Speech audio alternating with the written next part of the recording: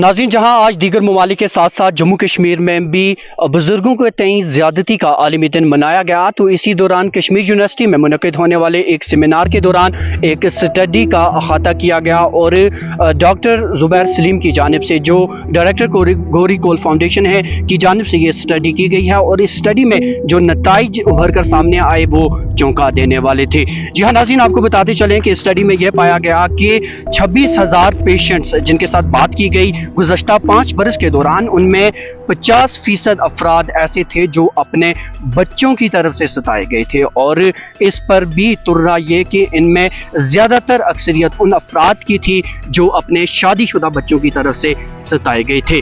मज़ीद रोशनी डालेंगे इस स्टडी पर और बनफ्सो नफीस डॉक्टर ज़ुबैर सलीम हमारे साथ मौजूद हैं। डॉक्टर साहब, सबसे पहले तो खुशामदीद। Thank you so much sir, वक्त देने के लिए आपका बहुत बहुत शुक्रिया। थोड़ा जानना चाहेंगे, क्योंकि आज ये दिन भी मनाया जा रहा है, तो ये स्टडी का कैसे आपके जहन में आया, जो जो नताइज सामने आए, ये कैसे आप बेसिकली जो आज के दिन का हमें कोमेमोरेट करने का मकसद था, ये था कि हम इस चीज़ को अनमास्क करें।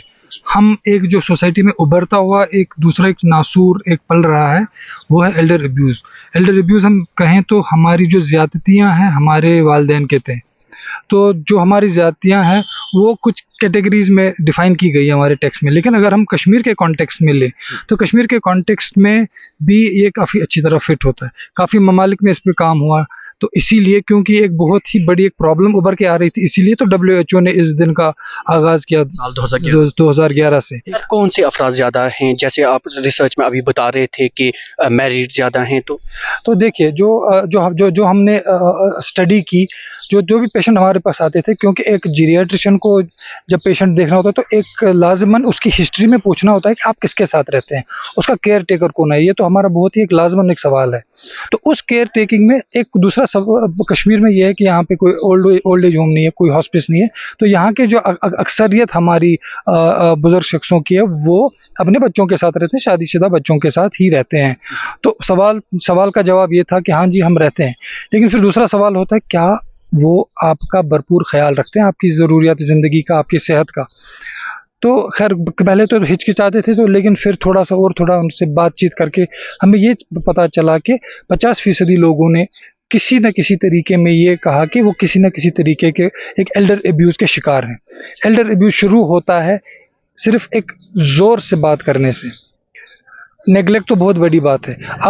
आप उनके साथ सही तरीके में रवैया इख्तियार ना करें, आप उनकी रोज़मर्रा ज़िंदगी की ज़रूरतों को पूरा ना करें, आप उनके साथ अच्छा बिहेवियर ना करें, ये भी एक एल्डर अब्यूज़ में ही आता है। और फिर आप उनको नेगलेक्ट करते हैं, उनको आपके साथ होते हुए भी, या आपके दूसरे बगल में आपके भाई के साथ रहते हुए भी आप उनको नेगलेक्ट करते हैं। आप पूछते नहीं है कि आपकी कोई ज़रूरत तो नहीं है, डॉक्टर के पास तो नहीं जाना है, अच्छा कल से आप दिखे नहीं, अगर आप बीमार हो डॉक्टर के पास ले जाऊँगा। अगर कभी लग रहा है कि सेहत उनकी ख़राब है, पूछते भी नहीं कि भाई व्हाट हैज़ हैपेंड।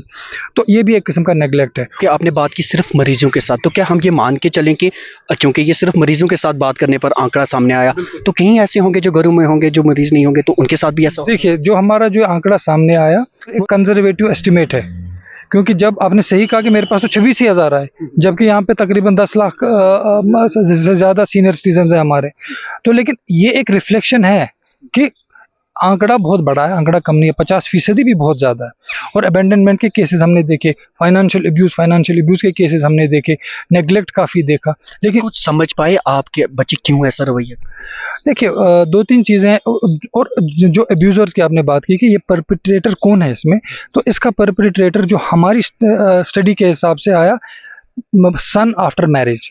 लेकिन ये कोरैबोरेट होता है, एक स्टडी की थी 2018 में हेल्पेज इंडिया ने भी हिंदुस्तान में, वहाँ पे भी शादीशुदा लड़का ही परपेट्रेटर ऑफ एल्डर अब्यूज़ है, followed by daughter in law. तो यहाँ पर भी ये अनफॉर्चुनेटली ये आंकड़ा सामने आया कि शादी के बाद एल्डर अब्यूज़ जो होता है, इस बच्चे की जब शादी होती है तो ज़्यादा बेटा ही करता है। तो इसका शायद जो फिर पैनल डिस्कशन में भी हो, शायद एक चीज़ है कि हम शायद मॉरल वैल्यूज़ पहले से इनकलकेट नहीं कर पाए हमारे बच्चों में। सर, अगर एक ब्रॉड पर्सपेक्टिव में अगर हम देखें, जो आज का नौजवान है जो अपने बच्चों के साथ रह रहा है, उसका अपने बच्चों के साथ रवैया ही आगे जाके उस तरह में तब्दील हो सकता है कि उसकी तरबियत वैसी नहीं हो पाती। देखिए, तरबियत पे ही सब तो कुछ डिपेंडेंट है। तो ये तो यानी हम कि आज हम अपने उन बच्चों को जो इस तरह का रवैया करते हैं उन पर भी डायरेक्ट ब्लेम नहीं डाल सकते, क्योंकि उनकी तरबियत भी हमारी तरफ से है। बिल्कुल तरबियत ही उस ऐसी हुई है, क्योंकि हमने क्या किया है कि हम दीन से दूर हो रहे हैं। चाहे वो कोई भी मजहब हो, हर मजहब में माँ बाप की इज्जत लाजमी है। खुदा के बाद माँ बाप की इज्जत लाजमी है हर मजहब में। हम एक मजहब की बात नहीं करते हैं। तो आप जिस मजहब को भी फॉलो कर रहे हो, अगर आप उस मजहब के कॉन्स्टिट्यूशन को वाकन फॉलो करोगे, उस मजहब की गाइडलाइंस को वाकन फॉलो करोगे, तो एल्डर अब्यूज का किसी भी किस्म का अब्यूज नहीं रहेगा। सर अब सवाल ये पैदा होता है कि व्हाट नेक्स्ट, कौन सी ऐसी चीज़ें हैं जिन्हें हम बरतें सो दैट इस नासूर को हम ख़त्म कर सकें। देखिए, पहले हमको एक अवेयरनेस जनरेट करनी है।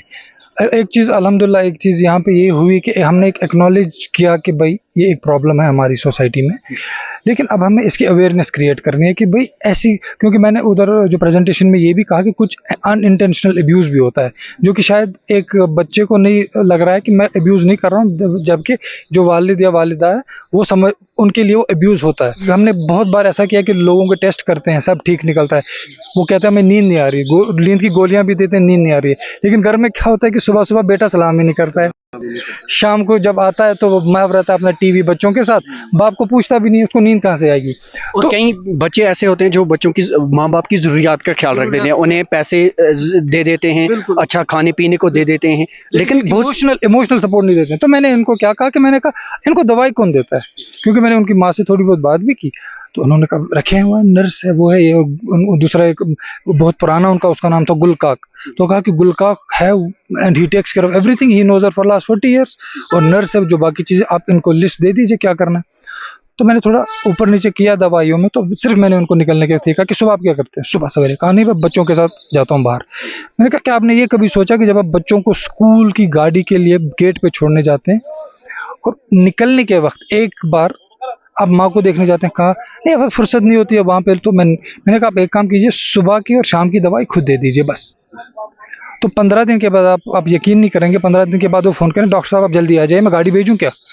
मैंने सोचा खुदा ना खास्ता कोई ज़्यादा अर्जेंसी की बात तो नहीं है। तो जो ही मैं उनके घर पहुंचा तो मैं क्या देख रहा हूँ कि उस वक्त व्हील चेयर पर बैठ के वो वहाँ पे उनके साथ कुछ 11 बज रहे थे, 11 बजे ऐसे ही बाग में बैठे थे, चाय पी रहे थे। तो उन्होंने कहा कि आज तकरीबन 3 साल के बाद बेड से उठी।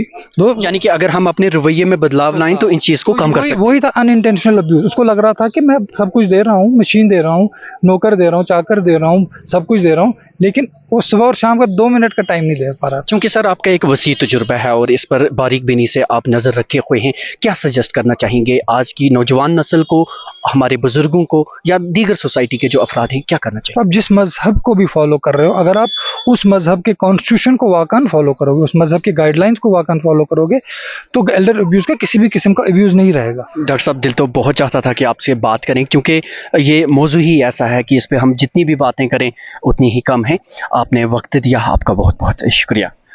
तो नाज़रीन, हम अपने बुजुर्गों के तई अपने रवैये को बदलें तो सारी चीज़ें खुद ब खुद ठीक हो जाएंगी।